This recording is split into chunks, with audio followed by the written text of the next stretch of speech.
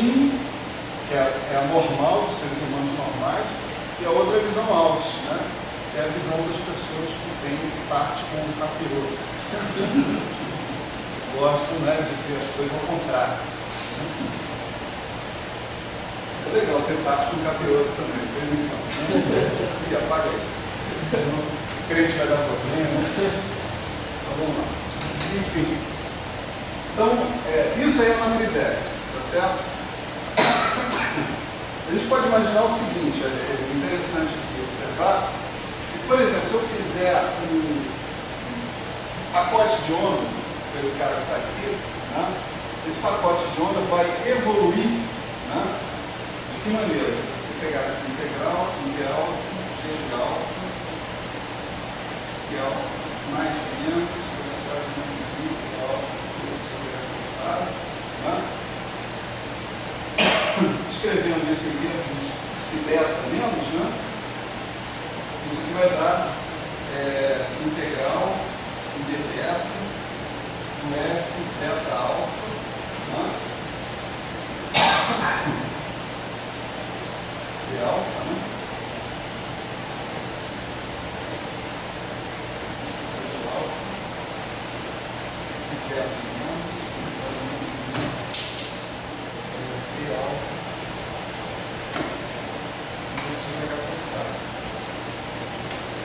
Se você mandar o seu tempo T, né, ir para menos infinito, né, o que você vai estar descobrindo é que o seu estado, né, se alfa menos, se alfa mais, ele vai terminar com uma superposição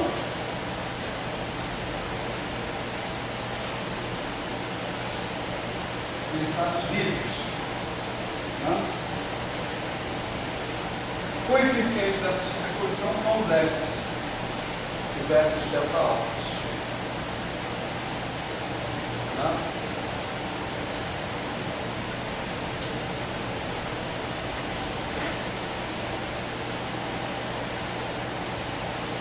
É só evoluir aqui, evoluir esse cara aqui, isso aqui vai dar φ. Né? Esse cara daqui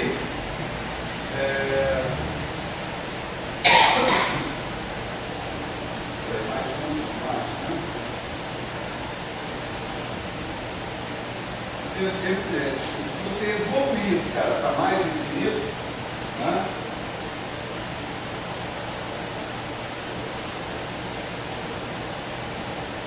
Então agora esse pacote de onda que você montou com o psi beta menos evolui para o φ beta, tá certo? De modo que você vai ter uma superposição de caras, né? Onde esses aqui são os estados que você está usando na sua superposição. Peraí, deixa eu explicar isso de novo, porque eu acho que é meio cagado. Então, quando você faz T tender a mais infinito, o que acontece com esse pacote de onda que está aqui? Com qualquer pacote de onda envolvendo psi menos, né? O pacote de onda evolui para T tender a mais infinito para esse cara aqui substituído por φ beta. Né? Isso aqui eu vou para isso. Integral de alfa,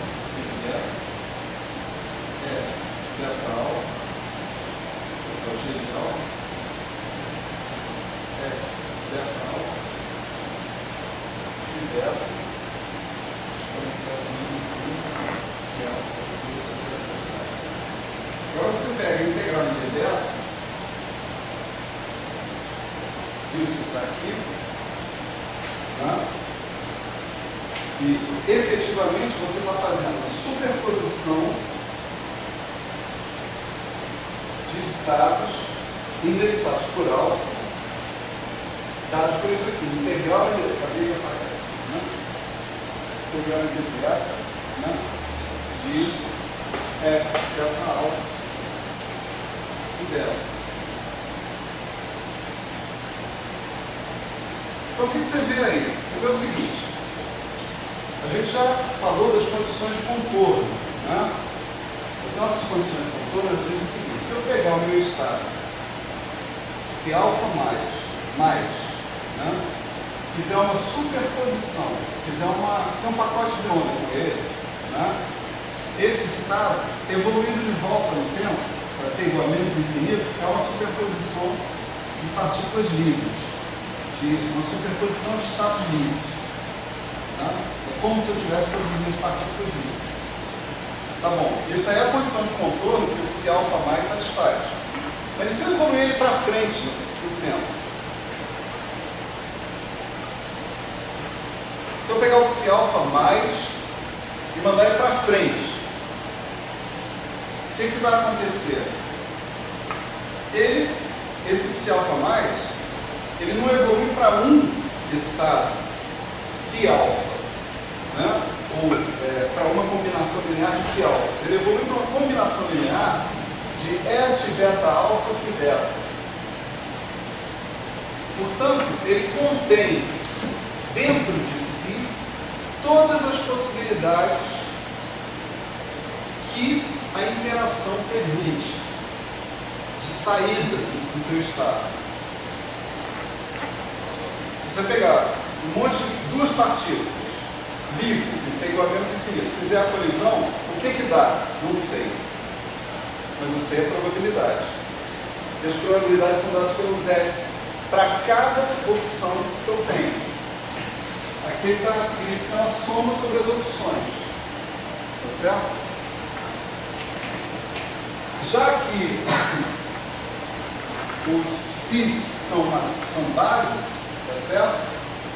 E são bases ortonormais, eu posso, por hipótese, construir essas bases ortonormais, eu posso tomar um produto escalar desse lado e desse lado com um certo psi betalinha menos, tá certo?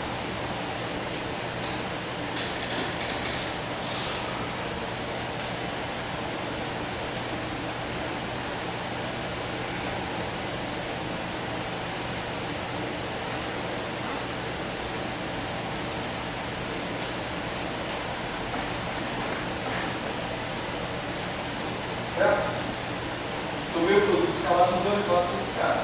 Desses de lado aqui, eu uso a condição de ortonormalidade, isso vai dar uma delta betalinha menos beta. Né? De modo que isso daqui vai me dar o S betalinha alfa. Então, uma opção para eu ver a matriz S é essa. S beta alfa é psi beta menos psi alfa mais. Certo?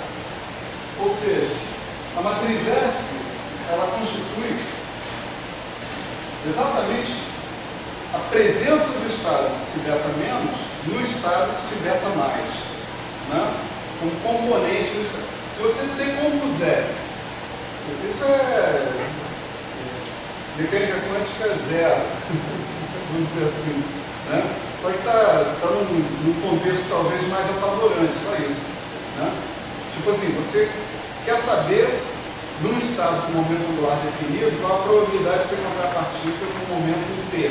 É o quê? O produto escalar dos dois caras. Né? Se você quer saber qual a probabilidade de você encontrar um observado com um determinado valor num alto estado de outro observado. Né? Nesse caso aqui, nós temos autoestados do mesmo observado, é H. Só que são conjuntos de autoestados associados a condições de contorno diferentes. Certo?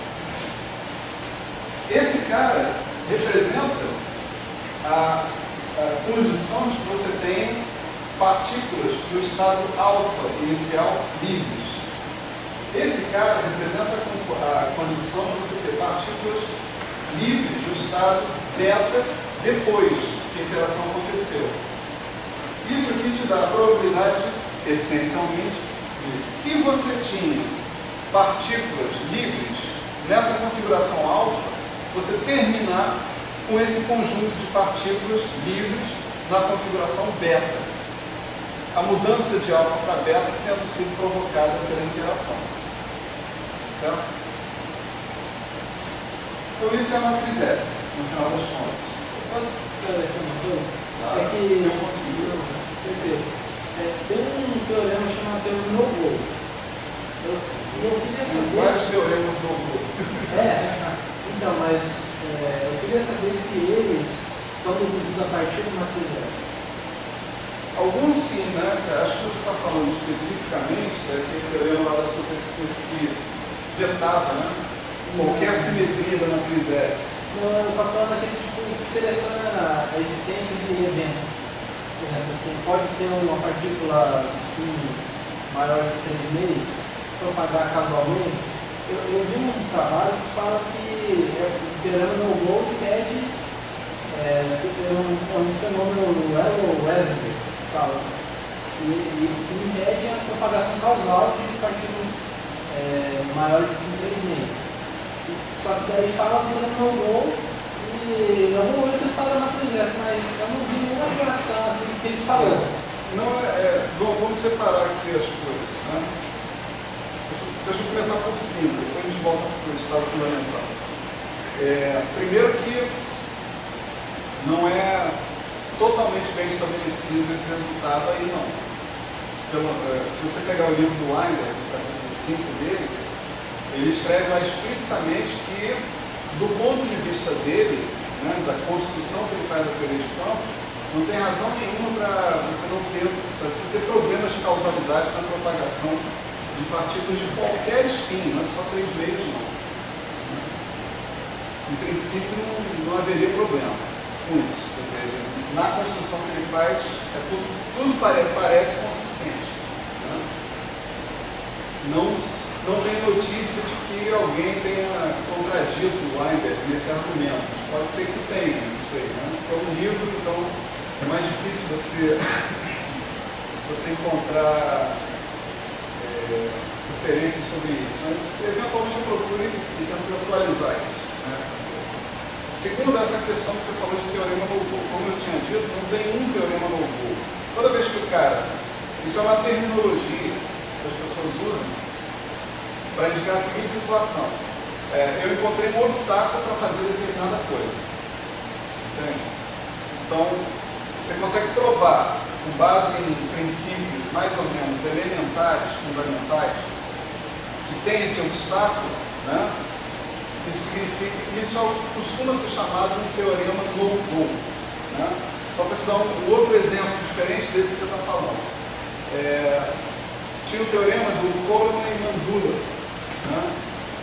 Que falava, se não me engano, no final da década no início da década de 70, né? Falava que a simetria de Lorentz era a máxima simetria espaço-temporal, a simetria de Poincaré, a máxima simetria espaço-temporal que você podia colocar na matriz S.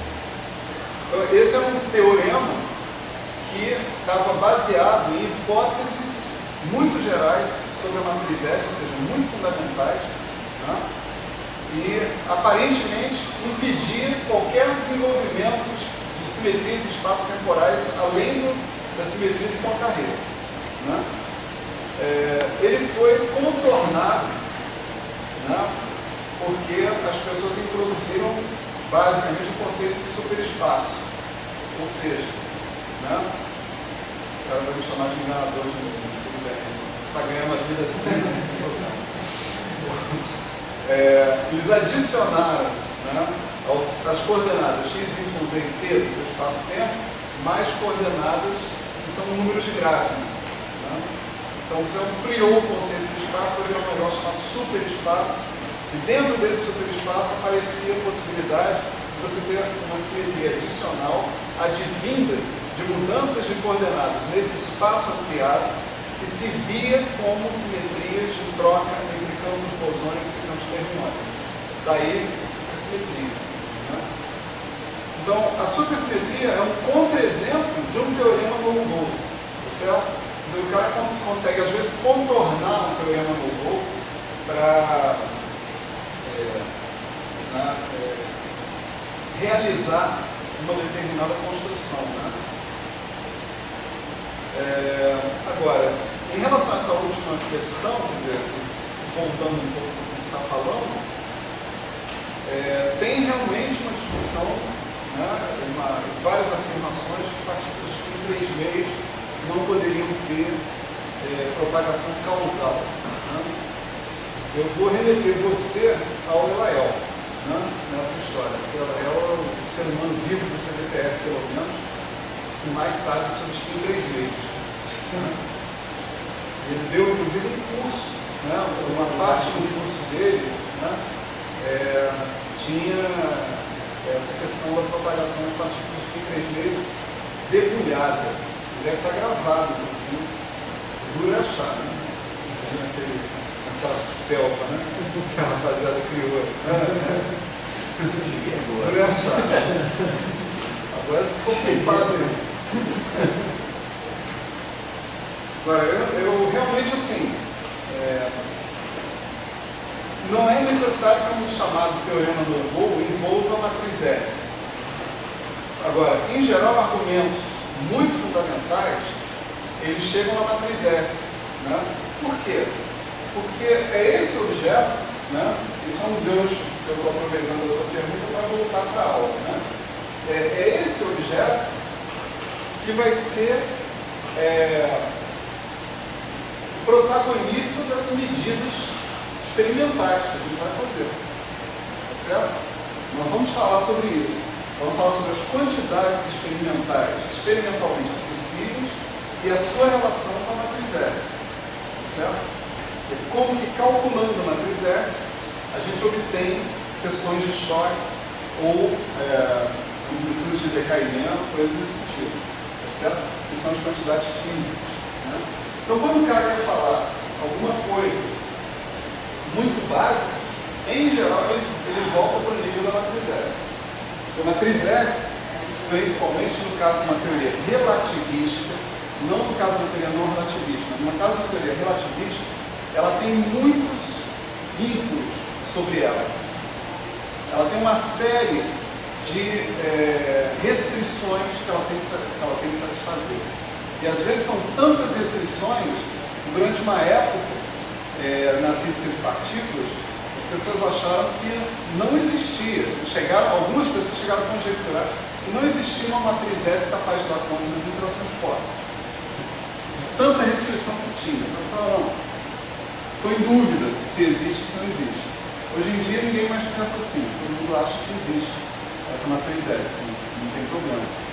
Mas houve uma época que, só para dar uma ideia do clima, né? Que a análise dessas restrições levou a você a duvidar que você pudesse descrever consistentemente, do ponto de vista relativístico quântico, as interações fortes. Você falou, acha que existe. Acha que existe ou existe?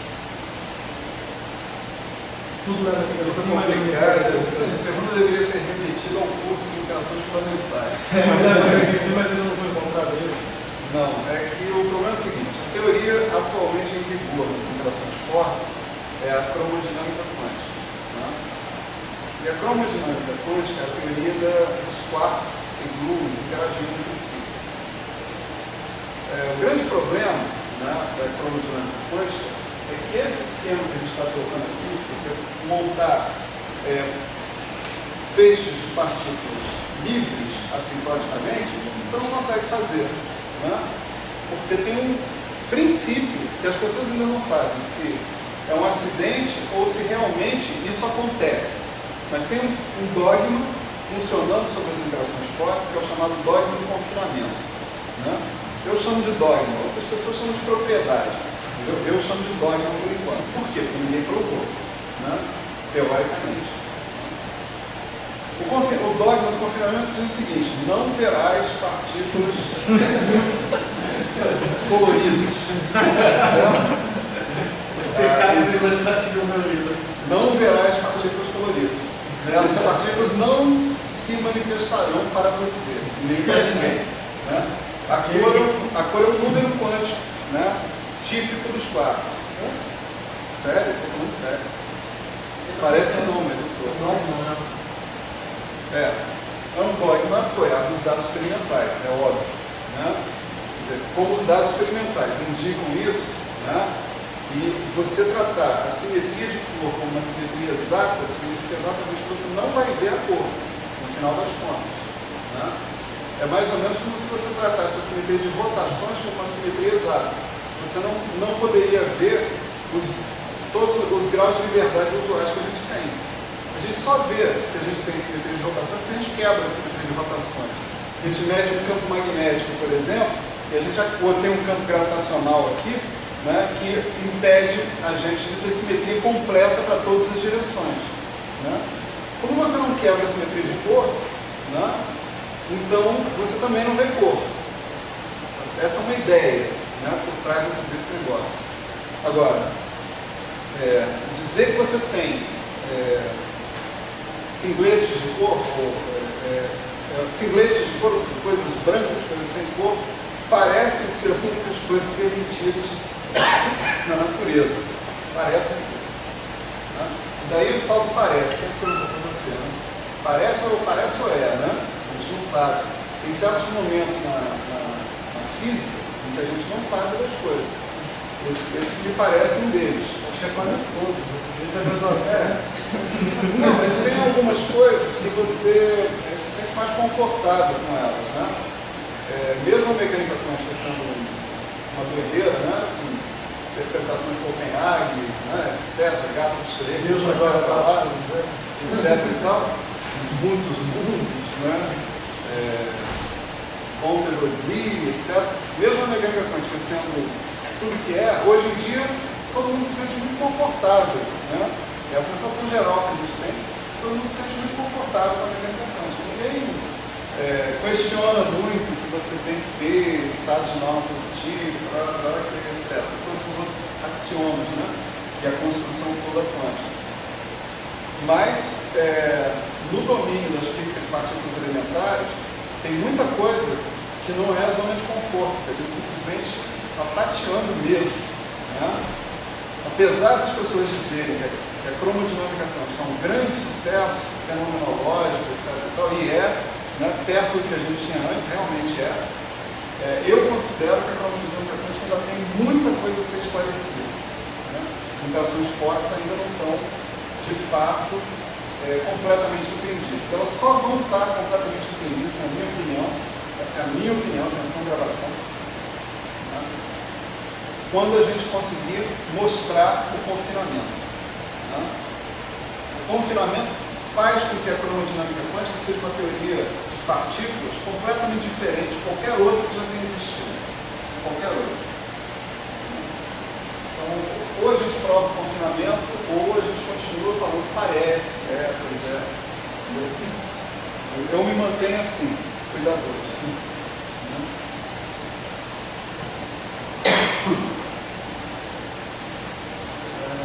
Ainda dá tempo de fazer um negócio. Professor, eu vi um negócio esses dias sobre hierarquia da cromodinâmica quântica. O que é isso? Hierarquia da cromodinâmica? Das cores. Problema de hierarquia, problema de hierarquia. É isso. O problema da hierarquia não é patential. O problema da hierarquia eu acho que não é só da cromodinâmica, eu vou ver o padrão, né? É que eu não vou falar isso, porque hierarquia, se eu experimentar as cores dos sabores, não sei. Tem negócio de hierarquia DDG carente. Essa eu não conheço. Eu vi um site legal que falei, sempre na hierarquia tem a ver com aquela coisa das constantes terem um valor não explicado. Eu estou me sentindo deslocado aqui. Tem um site Não, de cosmologia, esse papo em particular evoluiu para uma direção. Um apertador de parafuso. Você não é um apertador de parafuso. Já que você estava falando de Dória, ele já explica isso várias vezes. já que a gente está falando de Dória, vamos fazer Eu aqui. fiz porque aperta o parafuso também. Pega a chave do torque maior, torque menor, sabe? Eu não conheço muito sobre esse problema. Eu sei que tem relação com o fato de você... o que eu tenho visto, tem gente que fala de hierarquia com várias definições. Uma delas, por exemplo, é a questão da ordem de grandeza das interações, por exemplo, as interações gravitacionais em comparação com as interações do modelo padrão, forte, fraca e eletromagnético. Certo?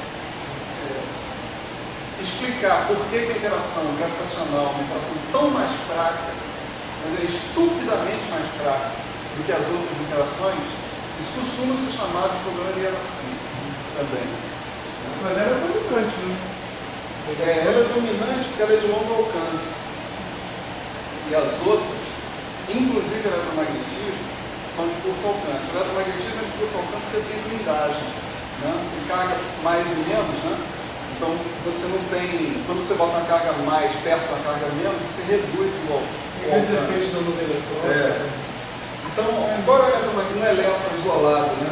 Tem uma interação de longo alcance, né? De alcance infinito, 1 sobre R2, mas como não tem carga mais e carga menos, acontece a blindagem e o eletromagnetismo acaba sendo uma interação de curta distância. A interação forte de curta distância e a interação fraca de curta distância. Então, em longas distâncias, só sobrou a interação gravitacional.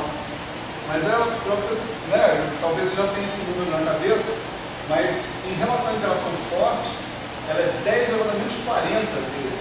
A justificativa seria porque não existe uma massa negativa, embora pareça um absurdo. Para que ela seja de longo alcance, quer dizer, para que ela seja efetivamente, né, de longo alcance, porque o eletromagnetismo é de longo alcance, só que não é efetivamente de longo alcance. Porque tem carga de carga. Então não tem blindagem gravitacional. Então ela sobra, né, no mundo que a gente conhece. Já conseguiram achar a onda gravitacional? Ainda não. Mas eles estão com muita esperança que Mas isso você não Tem vários aparatos não eletrônicos foi que encontrado diretamente, né? Mas já não tem provas Já indiretas. viram o efeito? tem os Já tem amplificadores. prova indireta. Tem umas coisas que foram observadas que só tem como explicar com a onda gravitacional pelo pessoal disso. É em torno de objetos supermassivos, né? Dois Aquelas porra de caras quasar, dois quasares, um em torno do outro. quasar. Você só explica com a Estrela onda de gravitacional. Deus. Pra mim elas existem e acabou. Confio nelas. Agora, muito cuidado, porque eu acabei de receber, não sei se vocês receberam também. Acho que ele quer interferômetro de quilômetros, assim. Isso é muito legal. Não sei se vocês receberam aquele, não sei se eles mandam para todo mundo, CPF. ATA. Não? A ATA? Ou não? A ATA também. A ciência brasileira. Não, o negócio da World Scientific, oferecendo um special issue do International Journal of Modern Physics aí. Vocês receberam isso? Não. Eu pensava que era um spam. Era um spam bem legal, né? Eles estão dando artigos de graça, né? Essa edição especial é sobre o aniversário de 90 anos do Dyson, Freeman Dyson, é um dos poucos. Que fez a integral de Dyson? Não, fez a série de Dyson. É um dos criadores da eletrodinâmica, né? São os caras que ajudaram a renormalizar a eletrodinâmica. Tudo, né? Mais um show legal. Esse mesmo. Mike Dyson. Mike Dyson. Esse não. Mas Tem o Vega também. o Dyson colocou a palestra do Dyson no workshop de aniversário dele, 90 anos dele. Está vivo. O mal não morre não, ele evolui. A palestra dele, o seminário dele, é sobre a detectabilidade dos gravitons. Muito legal. Ele está dizendo coisas assim sensacionais, cara. Você pode detectar ondas gravitacionais e mesmo assim você não pode dizer que você detectou grávitos. Você tem, que é um common belief, né? As pessoas O acreditam. gráfico que é uma quase partícula? Não. Seria, se existir, uma partícula mesmo, que nem o fóton. Né? Se o gráfico fosse um buraco. Quer dizer, a ideia do graviton, né, é você transformar a gravitação na mesma coisa que a gente transformou o eletromagnetismo. O que é o eletromagnetismo? Não existe campo elétrico e campo magnético. Existe fótons. Um monte de fótons num certo lugar se comporta efetivamente como campos elétricos e campos magnéticos. Né? Então, também não existiria campo gravitacional. Existem gravitons. Um monte de gravitons dão o que você conhece como campo gravitacional. Né? Então, a ideia de graviton é isso. Se a gravitação é descrita por uma teoria de campo, vai ter que ter um gravito em algum momento. Né? A ideia é essa. E o que o Dyson está falando é um negócio muito escandaloso, cara. Ele está dizendo, eu tô aqui, ele fala, ele escreve muito bem. Né? Eu acho que eu vou passar para vocês o artigo dele. Ele escreve muito bem. Ele fala o seguinte, olha, eu estou aqui dando tratos à bola, né? Mas não estou conseguindo achar um jeito de chegar a uma conclusão experimental de que existe um gráfico. Os argumentos deles são, assim, teórico/experimentais. Não são argumentos só teóricos, são argumentos teóricos experimentais. E é muito interessante isso. Né? Porque aí você tem, na minha opinião, você teria uma outra situação aí aparecendo. Na cromodinâmica quântica, você está baseado em partículas que são os quarks, que não podem, em princípio, ser vistas. Né? E na gravitação, você estaria com partículas que não podem, em princípio, ser detectadas. E como é que é isso? Seriam os gráficos, né? Segundo o ponto de vista do Dyson. Né? Se o Dyson estiver certo, se ninguém contestar. Tudo está sob júdice, tudo é eternamente sob júdice. Né? Mas é interessante o que ele fala. Né? Vou mandar para você se divertirem também. Você já ouviu falar de gravitação é própria? É aquela coisa dos Verlinde. Começou com isso, mas a dele está errada. Eu ouvi falar, eu ouvi, mas eu não entendo nada do que significa isso. Eu dei uma lida assim superficial, a mulher também deu uma lida. E tipo, O que é bom que a gente fica confessando tudo que a gente não sabe pra câmera. Parece que tem aula ainda, se quiser, para. Acho que não dá tempo mais. Descartes falou assim, não, o que sabemos não.